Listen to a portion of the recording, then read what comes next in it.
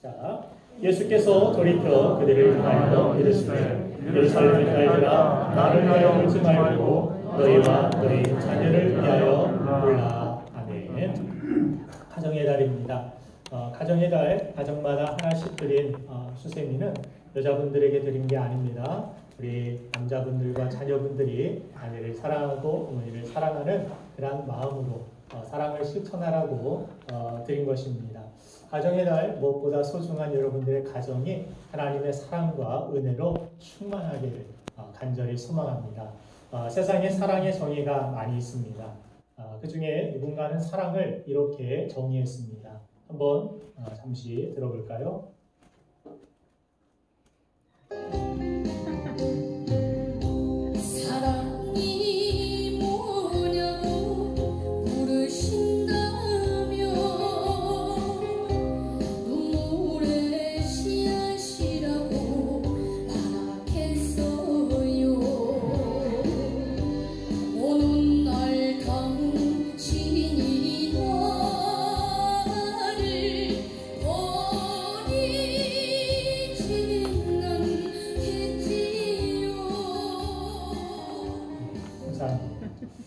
이 어린아이가 사랑의 의미를 알고 부른지는 모르겠으나 성경도 사랑이 눈물의 씨앗으로 열매 맺음을 말씀합니다.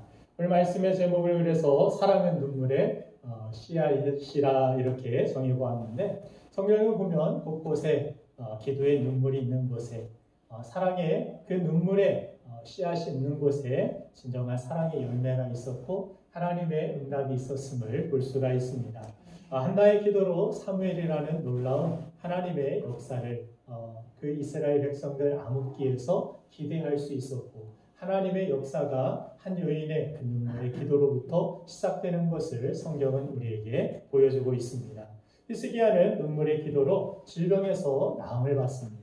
열왕기하 20장 5절 말씀을 보면 하나님께서 그의 눈물을 보셨다라고 말씀하시는데, 우리 한번 같이 읽어보겠습니다. 시작. 돌아가서 내 백성의 주권자 히스기야에게 이르기를 왕의 조상 다윗의 하나님 여호와의 말씀이 내가 그의 기도를 들었고 그의 눈물을 보았노라. 내가 너를 낫게 하리니 내가 3일 만에 여호와의 성전에 올라가겠고. 네. 하나님 앞에 세상 앞에 울면 답이 없겠지만 하나님 앞에 흘린 눈물들은 헛되지 않음을 성경은 말씀합니다.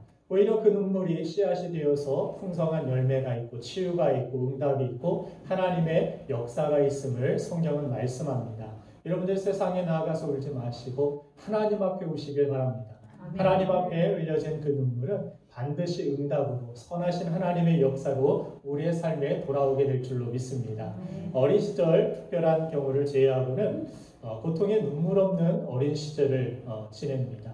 아이들이 천진난만하게 세상을 지낼 수 있는데, 왜냐하면 부모가 자식을 위해서 대신 눈물겨운 인생을 살아주기 때문일 것입니다.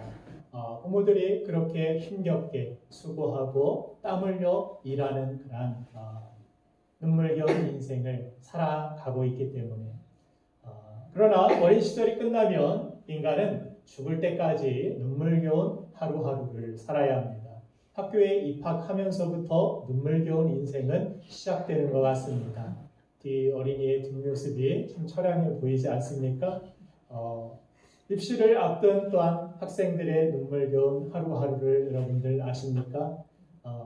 부모의 눈물로는 대신할 수 없는, 대체할 수 없는 그러한 모습, 광야 같은 그러한 세상 속에서 온갖 풍파와 맞닥뜨려야 하는 젊은이들의 눈물겨운 그러한 상우입니다. 지난주에 입대한 상우의 늠름한 모습인데, 누가 대신할 수 있겠습니까? 우리 정순이 집사님이 대신 군 생활을 할 수도 없고, 그곳에서 눈물겨운 그러한 인생, 어찌 부모가 자신의 눈물로 대신해 줄 수 있겠습니까? 오히려 때가 되면 젊은이의 그러한 눈물겨운 삶은 나이 드신 부모 부양까지 떠맡게 될 수도 있습니다. 그렇다고 나이 든 부모의 눈물겨운 인생이 종식되는 것도 아니고 다 보상받을 수도 없을 것입니다. 인간은 평생 그렇게 눈물겨운 인생을 살면서도 그 눈물로 중요한 것은 정작 아무것도 해결할 수 없는 유한한 인간임을 깨닫습니다.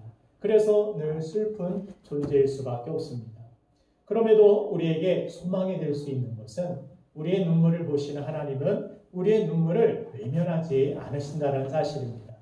오히려 연약한 우리를 위해 말할 수 없는 탄식과 눈물로 중보하고 계신다라고 성경은 말씀해주고 있습니다. 그분의 눈물에 기도가 있기에 우리에게 희망이 있는 것입니다. 우리를 웃게 하시기 위해 이 세상에 오셔서 주님은 십자가상에서 눈물 흘리셔야 됐습니다. 성경에 예수님에 대한 기록을 보면 예수님이 웃으셨다라는 기록은 없습니다. 그러나 우셨다라는 그러한 기록은 남겨져 있는 것을 보게 됩니다.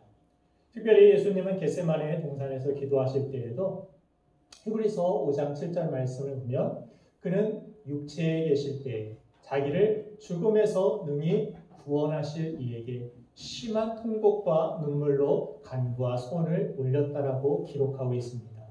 간절한 기도에 뜨거운 눈물이 계셨다라는 것입니다. 물론 예수님의 웃음이 기록되지 않은 것은 예수님이 그냥 맨날 우시기만 하시고 인상만 쓰시는 분은 아니라 생각합니다. 제자들과 함께 웃으시기도 하셨을 것이고 식사 교제하시면서 웃고 그들과 대화를 나누셨을 것입니다. 그럼에도 성경에서 예수님의 눈물만을 우시는 모습만을 기록하고 있는 것은 저는 그렇게 생각합니다. 예수님의 이미 눈물의 기도가 있었기 때문에 생명이 있었고 구원이 있었고 우리가 있을 수 있었다라는 사실인 것입니다. 그래서 그분의 진지하며 뜨거운 그러한 사랑의 눈물이 그 겟세마네의 그러한 눈물이 복음의 역사를 이루고 있음을 성경은 우리에게 나타내고 있는 것입니다. 오늘 본문은 특별히 예수님이 십자가 지시다가 쓰러지셨을 때 그분을 따르던 무리 중에 여인들이 예수님을 보고서 울고 있을 때 예수님이 그 여인들을 보고 말씀하신 장면입니다. 주님은 당신을 보고 우는 여인들에게 너희들과 너희 자녀들을 위해서 울어라 이렇게 말씀을 하십니다. 현재 그들의 눈에 볼 때는 예수님이 이 세상에서 가장 처참하고 가장 고통스러운 그러한 상황을 경험하고 있다라고 그렇게 겪고 있다라고 생각하며 울었습니다. 그런데 예수님께서는 앞으로 어떤 처참한 일들이 그들에게 또한 그 민족에게 다가올지를 아시면서 말씀하고 계신 것입니다. 주 70년에 로마의 티투스 장군이라는 로마 장군이 예루살렘을 함락시킵니다. 돌 위에 돌 하나가 남겨지지 않을 정도로 왜 그렇게 만들었냐면 더 이상 이곳에는 사람이 살 수 없는 지경으로 만들기 위해서 티투스 장군이 성전이고 그들의 건축물이고 집이고 모두 불태우고 다 쓸어버렸습니다. 돌 위에 돌 하나도 남기지 아니하고 예수님이 말씀하신 바와 같이 이 모든 것들이 산산조각나고 무너져 버렸습니다. 성전은 다 그렇게 불타고 아이들은 벽에 던져져 죽임을 당하고 또한 여자들은 끌려가고 남자들은 학살을 당합니다. 그 외에 이스라엘 백성들은 이 일로 인하여서 1900년 동안 나라가 없었습니다. 이곳에 다시 잠시 고통당하고 산 것이 아닙니다. 이들은 나라 없이 정차 없이 떠돌아다니는 인생을 1900년 동안 산 것입니다. 그래서 그런 무리들을 디아스포라라고 부릅니다. 유대인의 공동체 모임들, 이 나라 저 나라 이곳 저곳을 정차 없이 나그네 앞까지 산 세월이 무려 1900년입니다. 우리나라도 그렇게 일제치하에서 나라를 뺏긴 그런 아픈 역사가 있습니다. 그러나 우리나라 역사와 비교할 수 없을 정도로 이스라엘 백성들은 그렇게 고통 중에서 예수 그리스도를 십자가에 못 박은 그러한 죄와 그런 고통, 그런 아픔들을 그들은 고스란히 겪어야만 했던 것입니다. 2차 세계대전이 끝나고 1948년에 가서야 이스라엘이 다시 건국을 하게 됩니다. 유엔의 도움을 받아서 이스라엘로 이제 그들이 나라가 선포되게 됐고 다시 그 나라로 돌아가서 정착하며 살 수 있는 기회가 열리게 된 것입니다.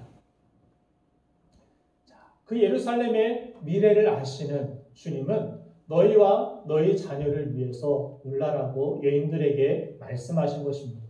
뿐만 아니라 이 시대의 부모들과 우리 자녀들을 위한 말씀이기도 한 것입니다. 왜냐하면 가면 갈수록 우리 자녀들이 살아가야 할 이 세대는 영적으로 너무나도 암울하기 때문입니다. 얼마 전 엠번방 사건이라는 정말 음란하고 악한 일들을 누가 저지르고 있었습니까? 10대, 20대 이 아이들이 저지르는 그러한 일임을 우리가 보면서 얼마나 사회가 병악했습니까?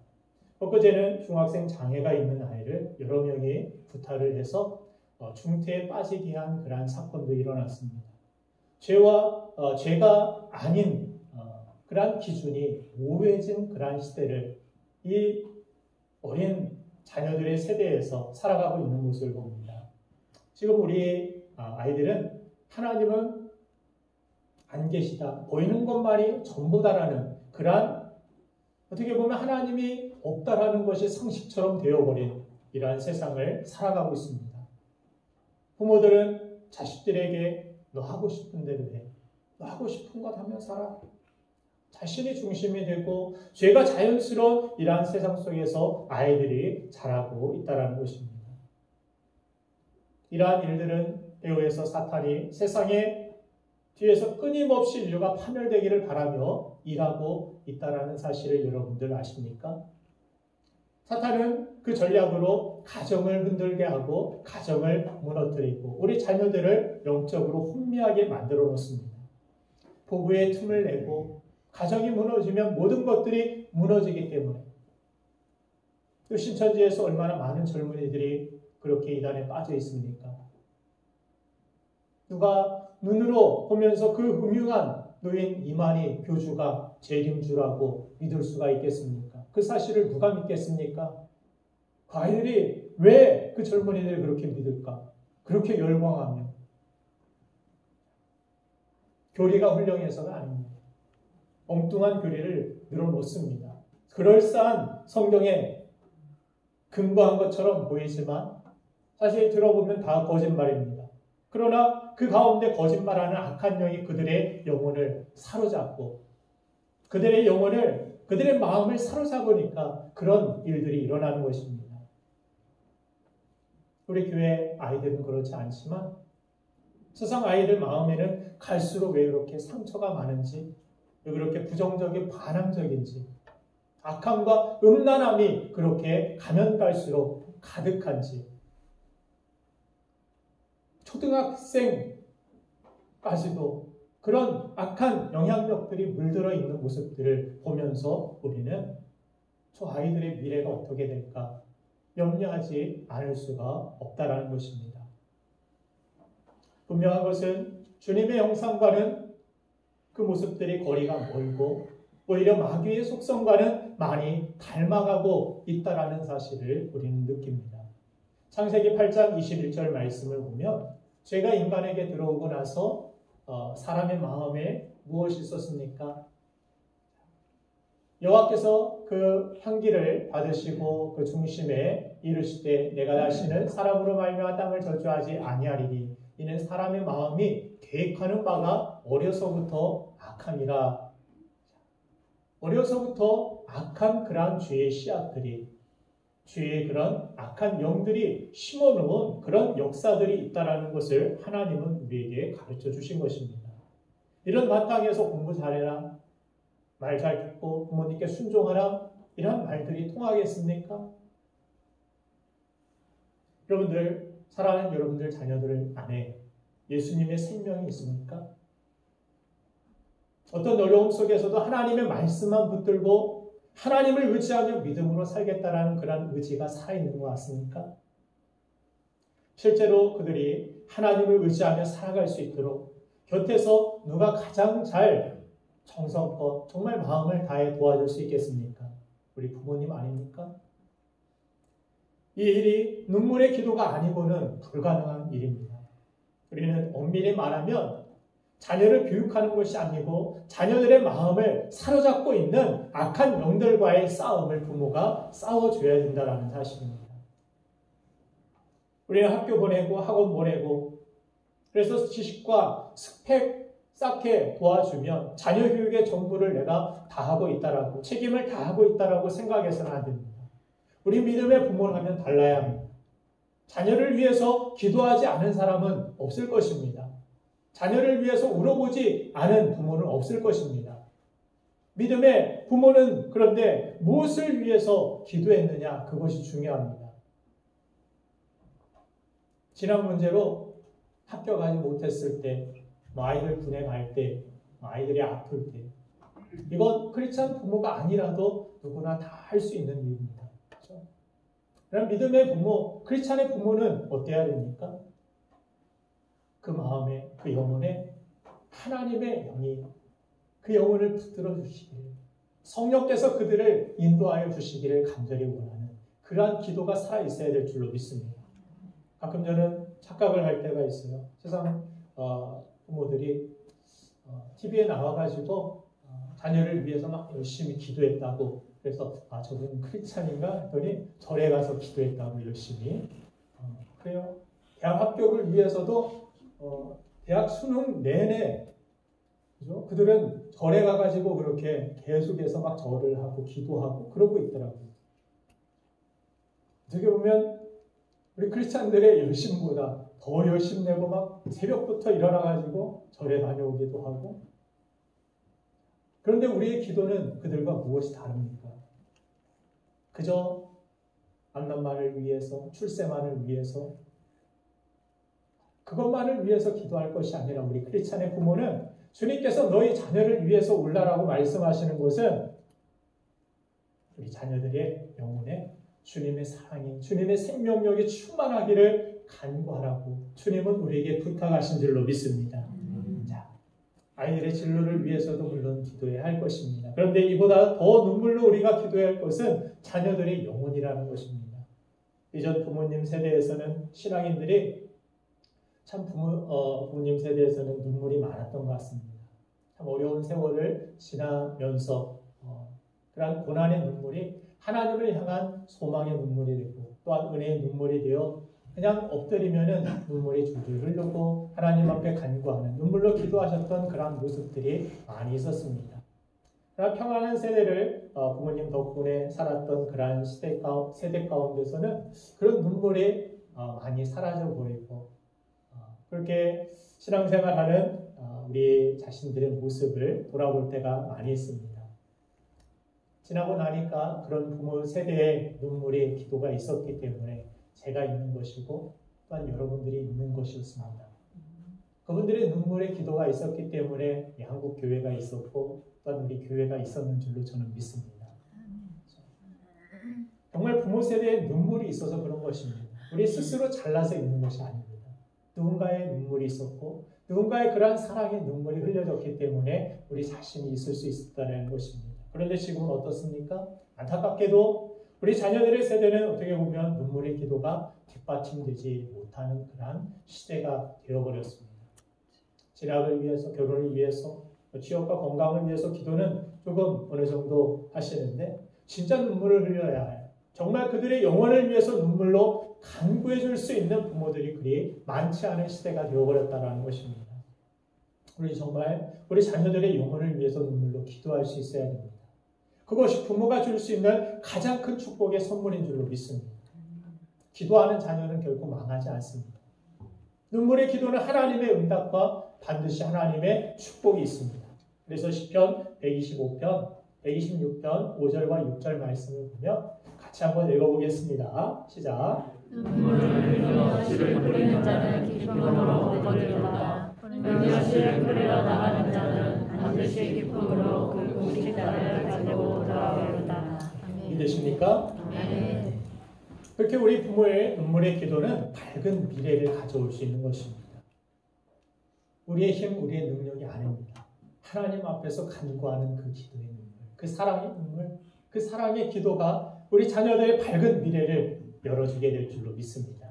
그리고 우리 성도들 자신의 미래를 긍정할 수 있는 이유, 그것도 바로 나를 위해서 기도해 줄 수 있는 육신의 부모는 없다 할지라도 나를 위해 기도해 주고 계시는 성령 하나님이 우리를 위해서 말할 수 없는 탄식과 기도로 간구하고 계시기 때문입니다. 여러분들 자신을 긍정할 수 있겠습니까? 내 자신 보지 마시고 내 안에 계신 살아계신 주님을 보시길 바랍니다. 아멘. 하나님이 나와 함께 하시는데, 내 안에 하나님이 살아계시는데, 나를 위해 중보하시는 주님이 계시는데 사단이 어떻게 나를 이길 수 있겠습니까? 주님의 크신 은혜와 능력 안에서 로마서 8장 26절 보면은 한번 이 말씀 같이 읽어보겠습니다. 시작. 이와 같이 성령도 우리의 연약함을 도우시나니 우리는 마땅히 기도할 바를 알지 못하나 오직 성령이 말할 수 없는 탄식으로 우리를 위하여 친히 간구하시느니라. 아멘. 이것이 우리의 소망인 것입니다. 우리의 미래를 긍정할 수 있는 이유도 나를 위해서 탄식하고 나를 위해 눈물로 중보하고 계시는 성령 하나님이 계시기 때문입니다.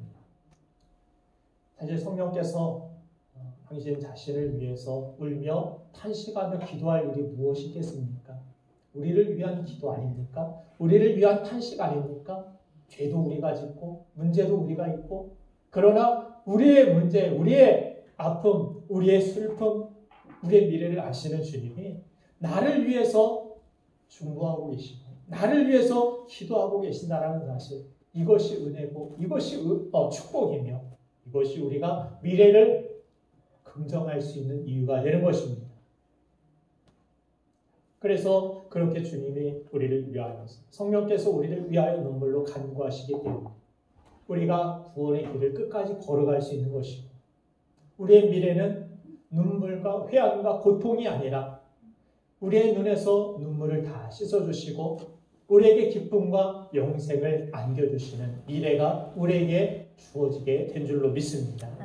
가정의 달 젊은 부모들은 비가 와서도 어린이날을 맞이하여서 어린 자식들을 위해서 무엇이든 최선을 다해 주었을 것입니다. 그러나 그렇게 잠시 아이들이 웃게 했지만 어린 자식들의 눈물 없는 그러한 시절이 평생 지속되겠습니까? 우리 자녀들은 어버이날을 맞이하여서 부모님께 감사를 표했을 것입니다. 그러나 그것으로 평생 눈물겨웠던 부모의 인생이 보상받을 수 있겠습니까? 그리스도인의 가정의 달은 달라야 할 줄로 믿습니다. 우리 자녀들의 눈에서 평생 눈물을 닦아주실 우리 하나님, 우리 자식들의 평생에 그들을 위해서 울어주실 하나님, 그 하나님께서 우리 자식들의 아버지가 되시는가? 그 하나님께서 나의 아버지가 되시는가? 그것을 확인할 수 있는 가정의 달이 되기를 간절히 소망합니다. 우리 부모님이 평생 흘린 눈물을 영원히 닦아주실 하나님, 우리 부모님의 코끝에서 호흡이 멎는 그 순간 우리 부모님을 영원히 품어주실 하나님, 그 하나님께서 우리 가정의 아버지가 되고 계신가? 그래서 그리스도인들의 가정의 달은 이렇게 하나님께서 우리 가정의 아버지시며 주인이신지 우리 온 가족이 함께 확인하는 날이 되어야 될 것입니다. 우리 가정은 하나님을 우리의 아버지로 모시고 계십니까? 가정에서 그렇게 예배하며 하나님을 바라보며 여러분들의 가정이 그렇게 주 안에서 하나 되게 되기를 주님의 이름으로 축원드립니다. 하나님 아버지만 우리가 이 세상을 떠난 뒤에도 이 험한 세상 속에서 계속 살아갈 우리 자식들의 눈에서 눈물을 닦아 주실 수 있습니다. 그리고 하나님 아버지만 자식들의 눈물로도 보상할 수 없는 부모의 눈물겨웠던 인생을 품어 주실 수 있습니다. 하나님만 우리를 영원히 살리시기 위해서 당신이 십자가에서 울어주신 우리의 아버지시기 때문입니다. 그 하나님께서 우리의 가정을 당신의 마음과 정성을 다하여서 믿음의 가정으로 심어 주실 줄로 믿습니다. 그 하나님 안에서 우리의 가정은 혈육을 넘어서 세상을 향한 그러한 가정으로 정말 하나님의 놀라운 영광을 나타내는 가정으로 우뚝 서게 될 줄로 믿습니다. 우리의 삶의 참 주인이신 하나님께서 여러분들의 가정의 아버지가 되고 계십니까? 기도하시겠습니다. 살아계신 하나님,